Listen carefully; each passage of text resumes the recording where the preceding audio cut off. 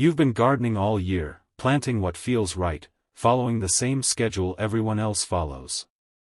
But here's what most garden guides won't tell you: June isn't just another planting month. It's actually one of the most powerful windows of the entire growing season, and the majority of gardeners completely waste it. The 10 crops I'm about to walk you through aren't just survivors of summer heat. They're the ones that quietly outperform everything else when the temperature climbs and the sun stays out longer. Some of them will shock you because you've probably walked past them at the market 100 times without ever thinking to grow them yourself. Stick around to the end because the last couple on this list are the ones most people overlook entirely, and those might just be the most valuable ones in your garden this season. Welcome back to Earthly Gardening. If you're new here, this is the place where we make growing your own food simple, smart, and easy on your wallet. Whether you've been gardening for 20 years or you just started turning soil last spring, there's always something here for you. So make yourself comfortable, because we're diving straight in. Before we get into it, if you haven't subscribed yet, now is actually a great time to do that. Hit that subscribe button right below this video. We put out practical gardening content every week, stuff that actually works in a real garden, not just in theory. And if you find value in what you're watching today, a thumbs up goes a long way in helping more gardeners find this channel. Now let's talk about what you should be planting this June. Crop 1. Sweet potato. Most people think of sweet potatoes as a fall harvest crop, and yes, that's when you dig them up. But here's what makes June the secret weapon: sweet potatoes need a long, warm growing season to actually bulk up underground, and planting slips in June gives them exactly that runway. The soil is already warm, the days are long, and these vines will take off like they've been waiting all year for this moment. What makes sweet potatoes such a smart June plant is how little they demand once they're in the ground. You're not babying them with fertilizer every week or stressing about pests chewing through the leaves. The vines spread out, cover the soil, and basically crowd out weeds on their own. That means less work for you and more food at the end of the season. One thing a lot of gardeners miss is that the leaves are edible too. While your tubers are developing underground over the next 4 to 5 months, you can harvest the young leaves and shoots as a green vegetable. They're popular in many parts of Asia and Africa and taste somewhere between spinach and regular sweet potato. So you're essentially getting 2 harvests from one plant. For a budget garden, that kind of value is hard to beat. Crop 2. Amaranth. If you've never grown amaranth, June is the month that will change your relationship with this plant forever. Amaranth loves heat. Not tolerates it, loves it. When other leafy greens are bolting and turning bitter in the summer sun, amaranth is just getting started. There are 2 reasons to grow amaranth, and most gardeners only know one. The first is the grain. Let the plant mature fully and you'll harvest seed heads packed with tiny protein-rich grains that have been feeding people for thousands of years. The Aztecs built entire food systems around this crop. The second reason is the leaves. Young amaranth leaves are tender, mild, and nutritious, and you can harvest them continuously through the season without killing the plant. You trim, it regrows, you trim again. What makes this especially exciting for a June planting is how fast amaranth moves. Seeds germinate quickly in warm soil, and within a few weeks you'll have a plant that's visibly growing day by day.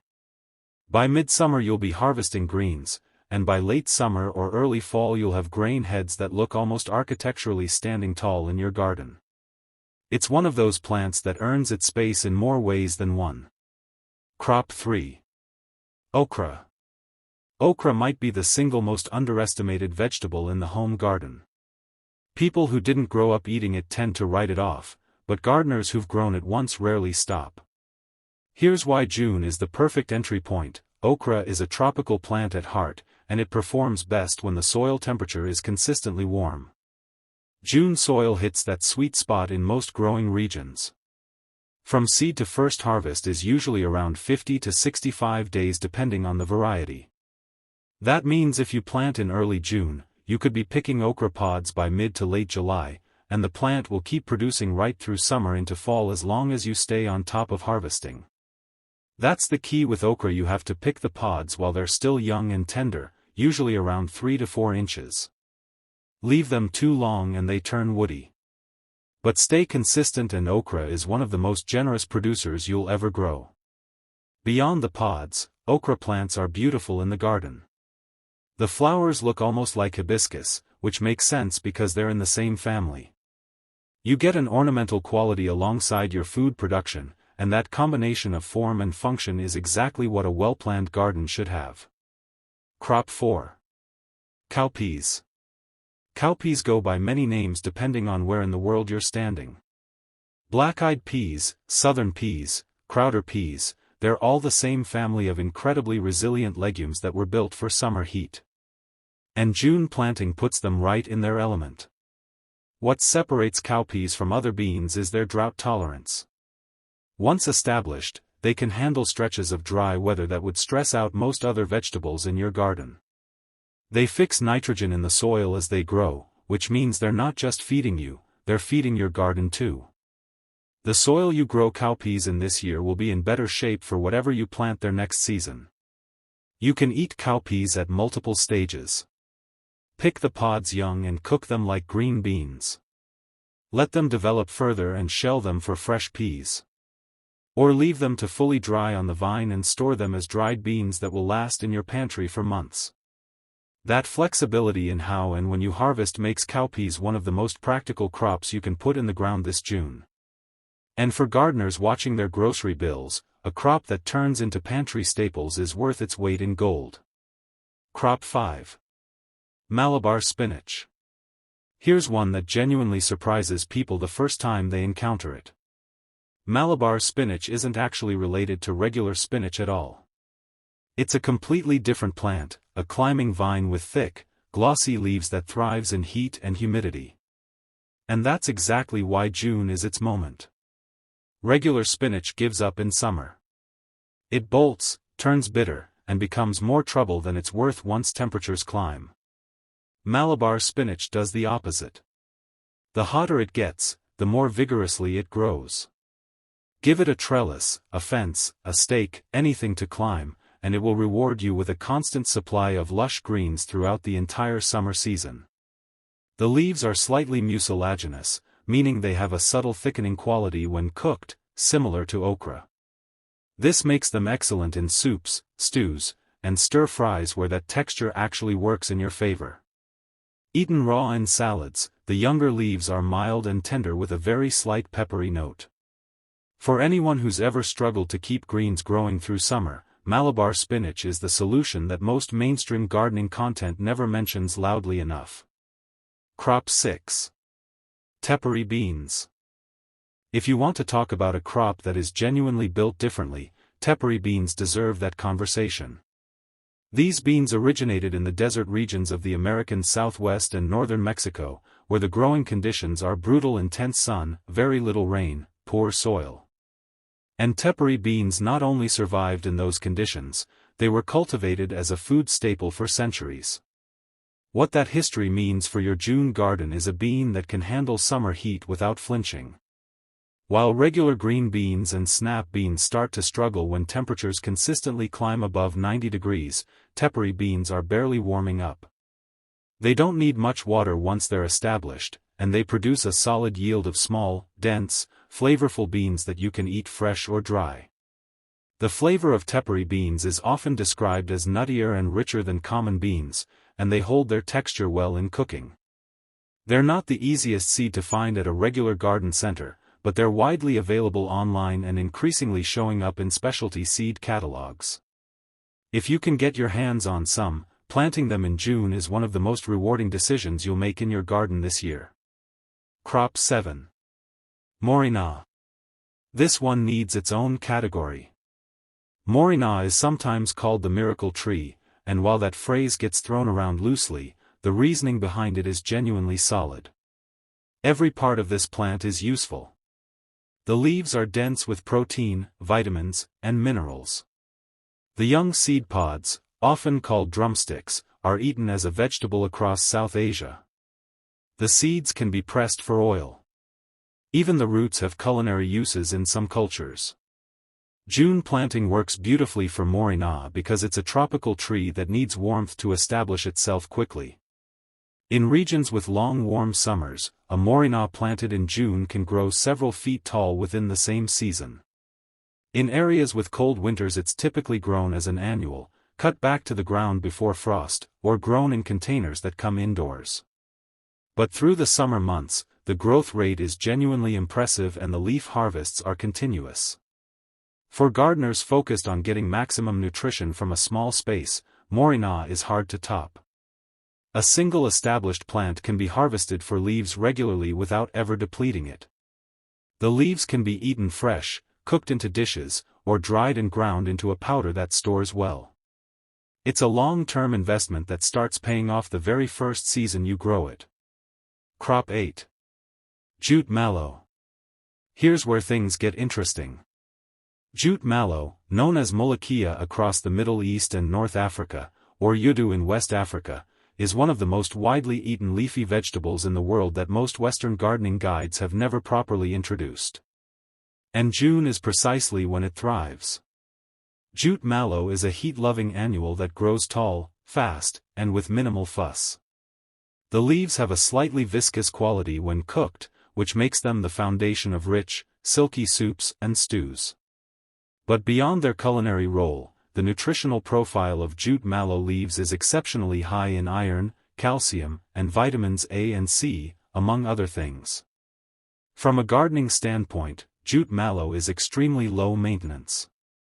It tolerates a range of soil conditions, grows quickly from seed, and doesn't require the constant attention that more finicky crops demand. For anyone already familiar with it from their cultural background, growing it yourself means access to the freshest possible leaves at a fraction of the market cost. For anyone discovering it for the first time, planting it this June is the beginning of a genuinely new culinary experience. Crop 9. Luffa. Most people have a loofah in their bathroom and have never once considered that it grew in a garden.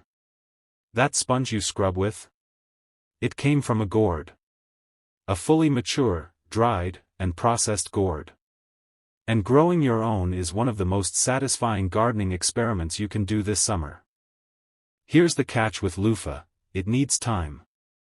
The growing season from seed to mature gourd is long, usually around 150 to 200 days depending on the variety and your climate. That's why June planting is not just a good idea, it's almost necessary if you want mature gourds before your first frost. Get them in the ground now and the math starts working in your favor. While the gourds are young and still tender, they're actually a delicious vegetable used in cooking across many Asian and African cuisines. They're mild in flavor, absorb seasoning well, and have a texture similar to zucchini. Then as the season ends and the gourds mature and dry on the vine, you peel back the outer skin, shake out the seeds, and you have a completely natural, homegrown loofah sponge.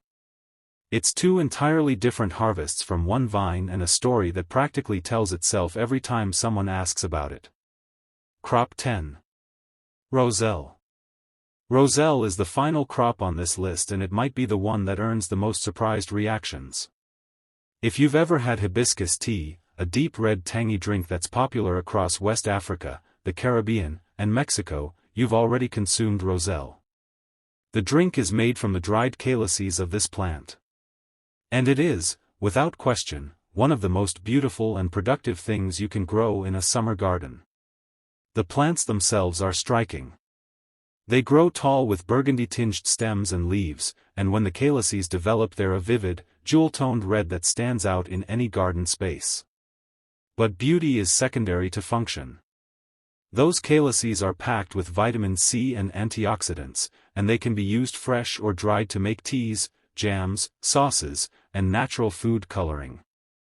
June planting gives Roselle enough of the warm season to mature fully before temperatures drop.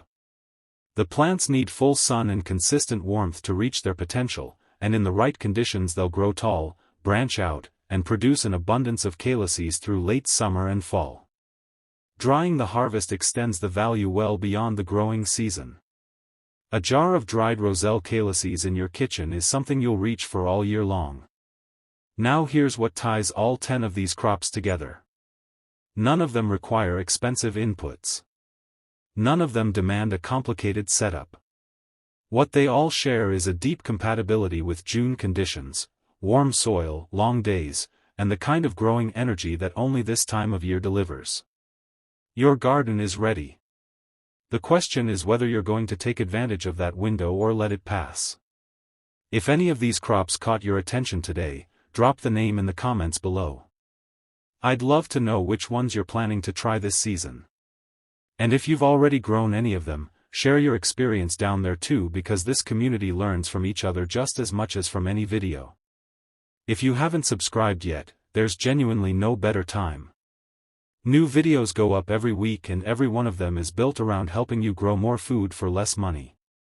Hit that subscribe button, leave this video with a like if it gave you something useful today, and I'll see you in the next one.